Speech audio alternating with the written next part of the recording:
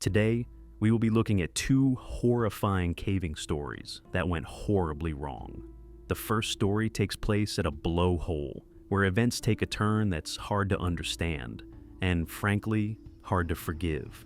While the second story unfolds at a rescue training site evaluation, where, in a cruel twist of irony, the rescuers themselves ended up needing to be rescued. As always, viewer discretion is advised. On June 30th, 2002, an 18-year-old recent high school graduate decided to straddle one of nature's most dangerous tourist attractions in Hawaii. The story then takes a terrifying turn. The Halona blowhole sits on the southeastern shore of Oahu, near Sandy Beach.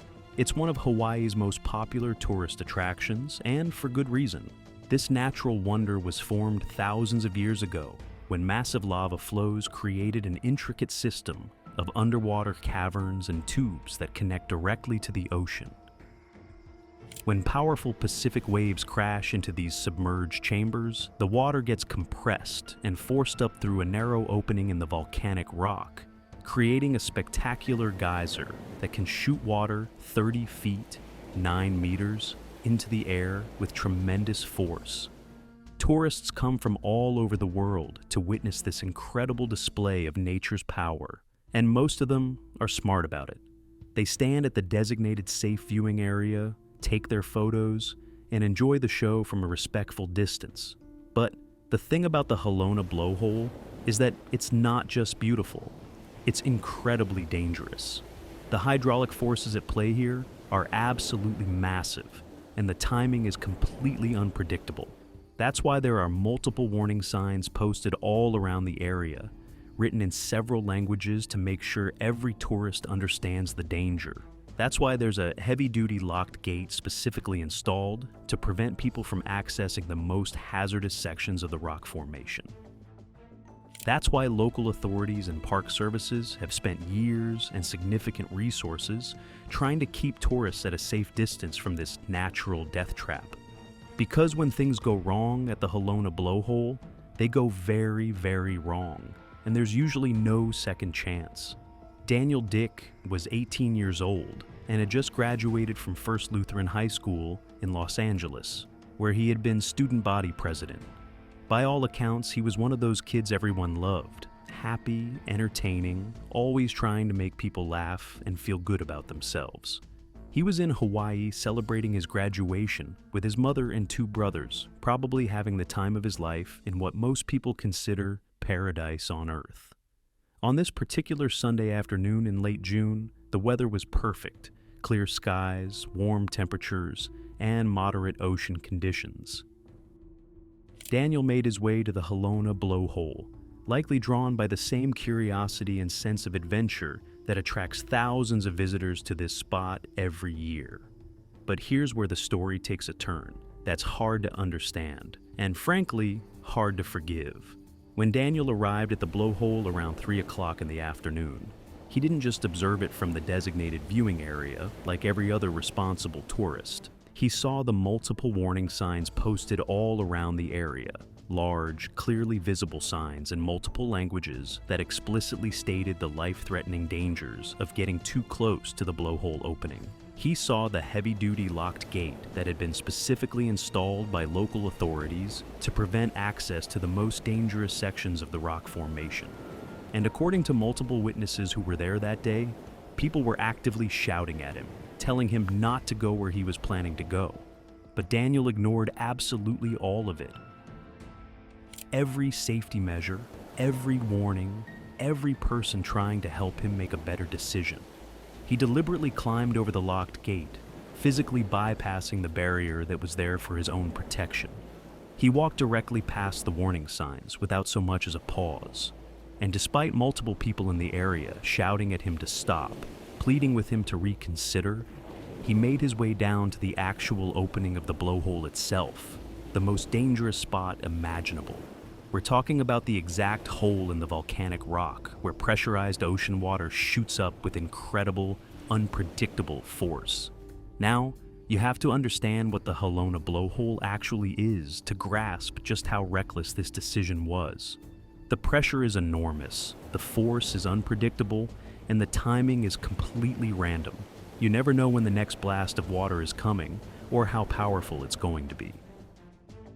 At around 3:15 in the afternoon, with dozens of horrified tourists watching from the safe viewing area, Daniel was doing something that defies all logic and common sense. He was straddling the opening of the blowhole, standing with one foot planted on each side of the hole, directly over the spot where this massive hydraulic force erupts from the ocean below. Picture this scene: an 18-year-old kid, full of life and potential, positioning himself as a human bridge over one of nature's most violent and unpredictable phenomena. The tourists watching from the designated safe area must have been absolutely horrified.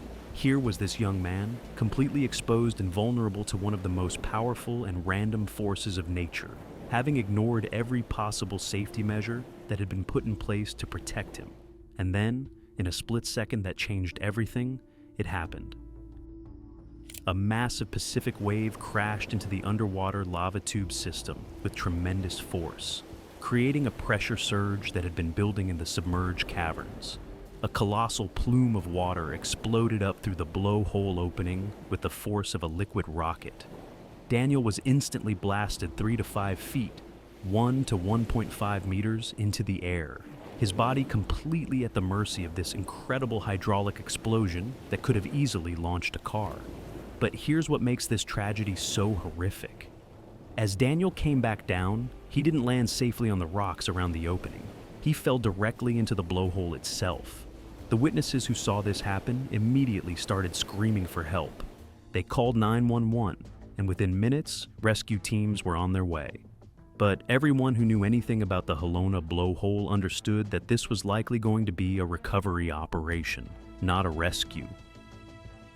What happened to Daniel after he fell into that opening is almost too horrific to imagine. His body went straight down into the blowhole, pulled deeper by gravity into the underwater lava tube system. With massive surges of water shooting up and down through these tunnels, Daniel would have been tossed around like a rag doll, going up and down with each powerful blast, never getting a moment to catch his breath or find any way to save himself. The situation he found himself in was absolutely nightmarish. The Honolulu Fire Department immediately launched a comprehensive and desperate search operation. They deployed boats to scan the surrounding ocean waters, thinking the powerful currents might have somehow carried Daniel's body out into the open Pacific. They had Air One helicopter flying overhead in systematic search patterns, scanning the water from above, with trained spotters looking for any sign of him. They had experienced rescue divers preparing to enter the blowhole system itself, which is some of the most dangerous diving work imaginable due to the violent currents and zero visibility conditions.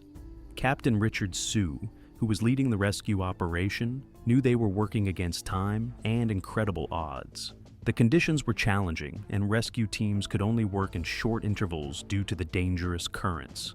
The search operation continued through the entire night and into Monday morning, with rescue teams working in dangerous conditions and rotating shifts. The ocean conditions were challenging. Choppy seas made boat operations difficult and hazardous, and the powerful, unpredictable currents around the blowhole meant that even the most experienced rescue divers could only work in very short intervals before having to surface for safety. On Monday morning at 10:15 a.m., divers finally located Daniel's body. And here's what's particularly tragic about where they found him. He was only about 20 feet, 6 meters, from the blowhole opening, floating on his back on the sandy bottom. The rescue teams believed that Daniel had been trapped underwater throughout Sunday night, and his body was only released when the tide changed on Monday morning. Captain Sue described finding him floating freely on the sandy bottom, which suggested that the currents had finally released him from whatever part of the cave system had held him overnight. Daniel's mother and 2 brothers were in Hawaii with him when this happened. They had come to Paradise for what should have been a celebration of his high school graduation, and instead they were dealing with an unimaginable tragedy. They told fire officials they would be bringing his body back to Los Angeles for a private service. Some risks simply aren't worth taking. The warning signs and barriers aren't suggestions. They're the difference between going home with incredible memories and not going home at all. Sometimes the most dangerous thing you can do is ignore the warnings that are specifically designed to keep you alive. On August 14, 1999, 4 experienced cave explorers descended into what they thought would be a routine evaluation of a Utah cave system. What they discovered in the depths would turn into a nightmare scenario. The B&G Sinkhole sits in the rugged terrain of Utah, part of a vast network of underground cave systems that snake through the limestone bedrock for miles. This particular cave wasn't some tourist attraction or well-mapped recreational spot. This was serious caving territory, the kind of place where only experienced spelunkers with proper equipment and training would even consider venturing. On this particular August day, 4 men had made the journey to this remote location for what seemed like a straightforward mission. Rodney Mulder, Doug Zetis, Wesley Gurney, and Brent Hobbs were all seasoned explorers with years of experience between them. But they weren't there for recreation or exploration. They were conducting a professional evaluation of the cave system to determine if it would be suitable for future rescue training operations. These weren't weekend warriors playing around with ropes and headlamps.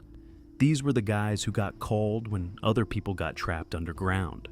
The plan was simple and routine, something they'd done dozens of times before. They would rig the main pit with their rope system, have one person descend to survey the cave's dimensions and accessibility, then come back up with a full report on whether this location would work for training future rescue operations. Doug Zetis was chosen to make the descent. He was experienced, methodical, and had made similar reconnaissance descents countless times before. The team carefully rigged their rope system at the top of the sinkhole, double-checking all their anchor points and safety equipment. Everything looked perfect. As Zetis began his descent into the B&G Sinkhole, everything was going exactly according to plan. He rappelled down smoothly. But as Zetis continued his descent, something became terrifyingly apparent. The rope wasn't long enough. When he reached the end of their carefully measured rope system, he found himself dangling in midair, still about 40 feet, 12 meters, above the cave floor. Now, 40 feet might not sound like much when you're standing on solid ground, but when you're hanging from a rope in complete darkness in an underground pit, 40 feet might as well be 400 feet. He was stranded in the most dangerous possible position, too far down to climb back up easily, and too far above the floor to safely drop down. This was already a serious problem, but Zetis was experienced enough to handle it. He knew what he had to do, and that was to switch to his ascenders, specialized climbing devices that grip the rope and allow a climber to inch their way back up and climb back to the surface so the team could rig a longer rope to reach the bottom. Ascenders are basically the lifeline for any serious spelunker. They're mechanical devices that slide up the rope easily, but lock in place when weight is applied downward, allowing you to essentially walk up a vertical rope. But as Zetis attached his ascenders to the rope and began his ascent, he immediately ran into a problem that would turn this routine evaluation into a potential death sentence. The cave was muddy. Not just a little damp or slightly dirty. We're talking about thick, cold, clinging mud that coated everything. And as Zetis had rappelled down the rope had been dragging through this mud, picking up layers of the thick, clay-like substance that was now coating the entire length of the line. When Zetis tried to use his ascenders, the mud-covered rope immediately clogged the delicate mechanisms inside the devices. Ascenders work by gripping the rope with tiny metal teeth, but when those teeth get packed full of thick mud, they can't grip anything. Instead of locking in place and supporting his weight, the ascenders were slipping down the rope, unable to get any purchase on the slick, mud-coated surface. The cold mud wasn't just clogging his equipment, it was covering him from head to toe, soaking through his clothing and gear. Underground cave systems maintain a constant cool temperature year-round, usually in the 50s Fahrenheit, around 10 degrees Celsius, and being covered in cold, wet mud while hanging motionless in that environment was rapidly sapping his body heat. Hypothermia was becoming a real and immediate threat. Zetis tried desperately to clean the mud out of his ascenders while hanging on the rope. He scraped at the mechanisms with his fingers, trying to clear out the thick clay that had packed into every crevice of the devices. But working with frozen, mud-covered fingers in complete darkness while suspended on a rope is nearly impossible. Every time he thought he had cleared enough mud to make the ascenders work, they would slip again, unable to grip the slick rope. The psychological pressure of the situation was overwhelming. Here was an experienced cave rescuer who had trained others in rescue techniques, and he was now facing the very real possibility that he might not make it out of this cave alive. Finally, with no other choice, Zetas called up to his teammates at the surface. He explained his dire situation. He was stranded on the rope, his ascenders had failed due to mud contamination, and he needed immediate assistance to get back to the surface. The three men at the top of the pit immediately understood the gravity of the situation. This wasn't just an inconvenience or a minor equipment malfunction. Their teammate was trapped in a life-threatening position, and they needed to act fast before hypothermia or equipment failure turned this evaluation mission into a recovery operation. Rodney Mulder, Wesley Gurney, and Brent Hobbs quickly rigged a haul system, a mechanical advantage system using pulleys and anchors that would allow them to physically pull Zetas back up the rope. This wasn't easy work. Hauling a full-grown man up 40 feet, 12 meters of rope, requires significant mechanical advantage and careful coordination. One mistake in the rigging or timing could result in a catastrophic failure that would send Zetas plummeting to the cave floor. The haul system they rigged allowed the three men to pull with enough force to lift Zetas' weight, plus all his gear. But it was slow, methodical work. They had to pull a few feet at a time, reset their grip on the haul line, and pull again. All the while, Zetas was hanging in the darkness below, covered in cold mud and fighting hypothermia. As they began hauling him up, the situation remained precarious. The same mud that had disabled his ascenders was now making the entire rope system slippery and unpredictable. The haul line could slip at any moment, and if their anchor points failed under the strain, Zetas would fall to certain death on the rocks below. Inch by agonizing inch, they pulled him back toward the surface. The haul system creaked and strained under the load, and everyone involved knew that they were in a race against time. Zetas was becoming increasingly close to becoming hypothermic. After what felt like an eternity, Zetas finally reached the top of the pit. When his teammates pulled him over the edge to safety, he was almost unrecognizable. He was covered from head to toe in thick, cold mud that had penetrated every piece of his clothing and equipment. His core body temperature had dropped dangerously low, and he was shivering uncontrollably from the hypothermia that had set in during his ordeal. But he was alive. They prepared fire to provide him with heat and warm water while they packed up their gear and prepared to leave the site. It was clear that the B&G Sinkhole would not be approved for rescue training operations. The cave system was simply too unpredictable and dangerous, with environmental conditions that could disable critical safety equipment without warning. Doug Zetas recovered fully from his hypothermia and returned to caving.